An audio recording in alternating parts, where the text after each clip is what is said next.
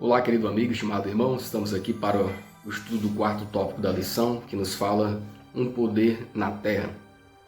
Nós vemos aqui então o poder de Deus agindo na terra, nós vamos ver. Porque os líderes judeus ficaram maravilhados com Pedro e João e o que isso deveria levar todos nós, ministros e leigos, a considerar em espírito de oração? Atos capítulo 4, versículo 13 e 14, 1 Coríntios 1 e 27. Então eles, vendo a ousadia de Pedro e João, informados de que eram homens sem letras e indoutos, se maravilharam e tinham conhecimento de que eles haviam estado com Jesus, e vendo estar com eles o homem que fora curado, nada tinham para dizer em contrário. Mas Deus escolheu as coisas loucas deste mundo para confundir as sábias, e Deus escolheu as coisas fracas deste mundo para confundir as fortes. Então nós vemos aqui, irmãos, os líderes judeus naquele momento ali estavam maravilhados, espantados com a ousadia dos discípulos, né? Pedro e João naquele momento ali, eles falavam sem nenhum embaraço, sem nenhum medo, estavam destemidos, né? Pregando ali para todas as autoridades presentes, falando em nome de Jesus. Então, os líderes judeus que conheciam aqueles homens, sabiam que eles eram homens incultos, homens que não haviam estudado nas escolas, né? Nem nas escolas do mundo, nem nas escolas dos líderes profetas. Eles viram quem eram, né, aqueles homens ali. Então estavam perplexos, estavam maravilhados, né, de tudo que estava acontecendo ali naquele momento. E sabiam que aqueles homens eram seguidores de Jesus, né? E vendo que eles haviam curado um homem ali, nada poderia, vamos dizer assim, barrá-los, né? Nada poderiam falar que contestassem a verdade que estava a seus olhos. Então nós vemos aqui o grande poder de Deus agindo, né? E Deus, ele pode usar qualquer pessoa, né? Desde que essa pessoa se disponha a ser usado por ele. Deus pode usar qualquer pessoa, independente da sua cultura, independente da sua condição social ou econômica. Deus pode usar as coisas fracas para confundir as coisas fortes desse mundo, né? Então nós vemos aqui o poder de Deus agindo na terra, na vida dos discípulos, e podendo fazer assim essa grande revolução que foi a pregação do Evangelho para aquelas pessoas naquele tempo, né? Após a ascensão de Jesus, sábios, doutores da lei, sacerdotes, maiorais, escribas e fariseus ouviram espantados as palavras de sabedoria e poder vindas de homens iletrados e humildes. Esses sábios se maravilhavam ao ver o sucesso dos humildes discípulos e finalmente entenderam para sua própria satisfação que haviam estado com Jesus e dele aprendido. O caráter e a simplicidade dos ensinos deles eram semelhantes ao caráter e aos ensinos de Cristo. Então nós vemos aqui que as pessoas percebiam que os discípulos tiveram um encontro com Jesus, né? Porque a sua maneira foi transformada. A sua maneira era igual daquele homem que eles mataram, né? A sua maneira, a sua pregação era a mesma, tinha o mesmo, vamos dizer assim, o mesmo fundamento, né? Os mesmos princípios, o mesmo estilo e caráter de Jesus. Será que as pessoas também, eles olham em nós e veem em nós alguma diferença? Ou essa pessoa aí, ela realmente é crente, essa pessoa realmente é um cristão verdadeiro?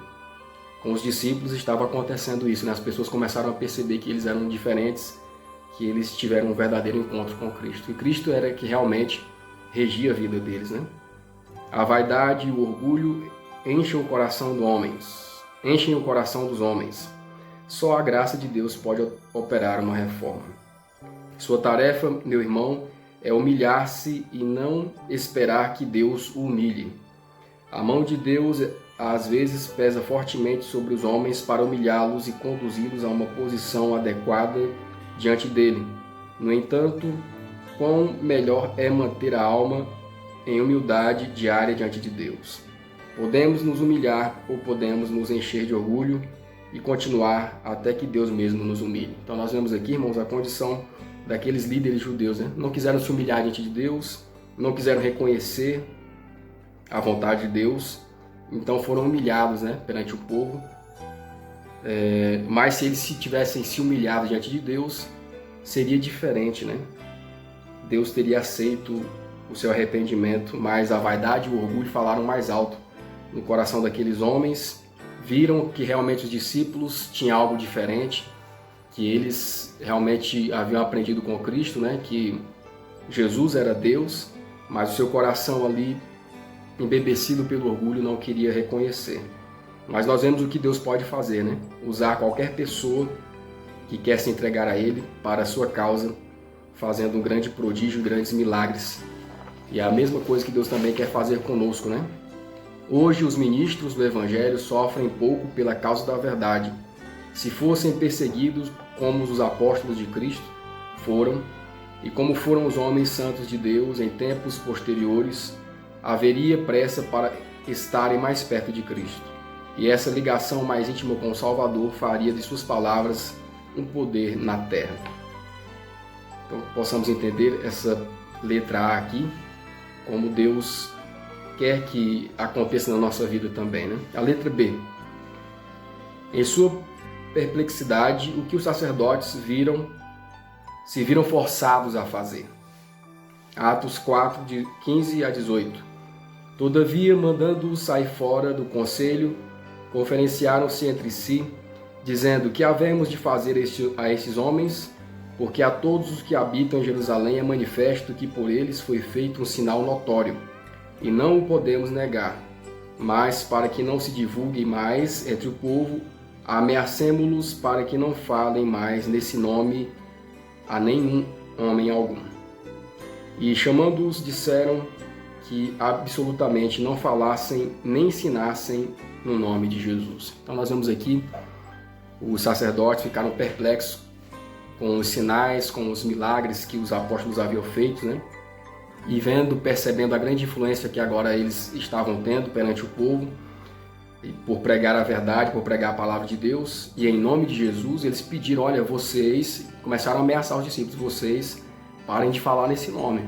Nós não aceitamos que vocês preguem em nome de Cristo, né? Não ensinem mais esse nome a homem algum. Então nós vemos aqui que os sacerdotes, eles queriam, tentaram forçar essa situação, né? Se viram forçados, tentaram proibiram os discípulos de falar o nome de Jesus, de pregar em nome de Jesus, de continuar fazendo o trabalho que Deus os havia incumbido, né? Mas vamos ver o que aconteceu. A letra C. Qual foi a resposta corajosa dos discípulos e qual é a única opção que restou para os sacerdotes? Atos 4, 19 a 22.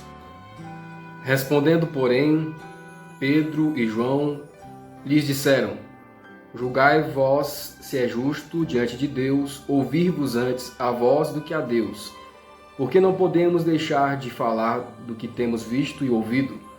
Mas eles ainda os ameaçaram mais, e não achando motivo para os castigar, deixaram-nos ir por causa do povo, porque todos glorificavam a Deus pelo que acontecera.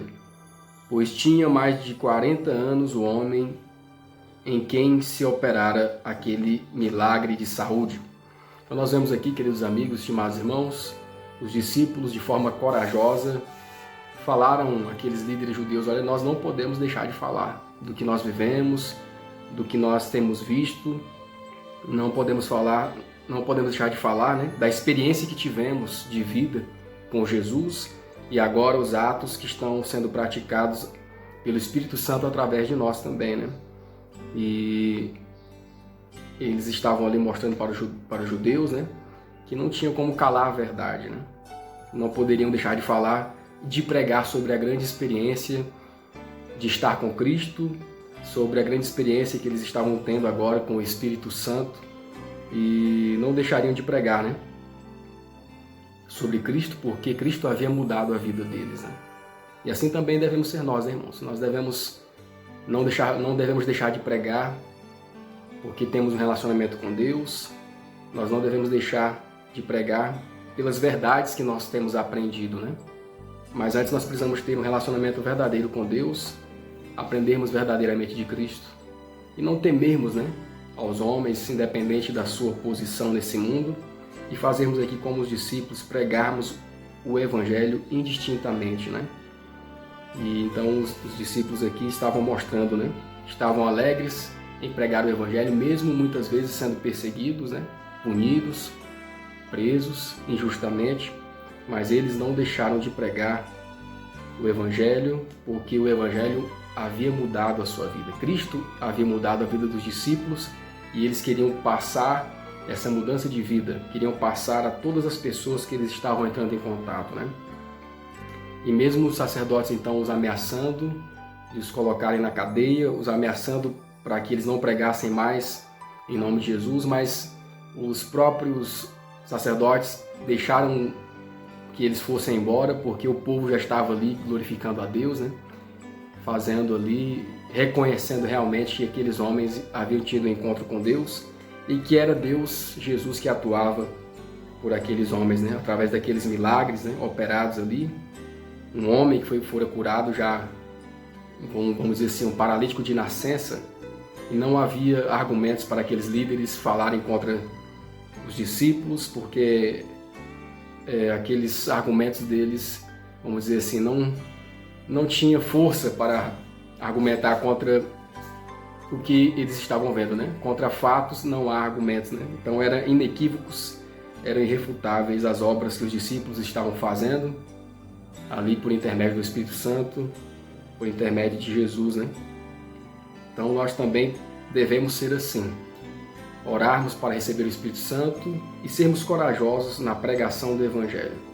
Nos últimos dias Deus vai derramar novamente seu Espírito, agora com o dobro do poder, e que nós possamos ter essa ousadia de pregar o Evangelho como os discípulos no passado.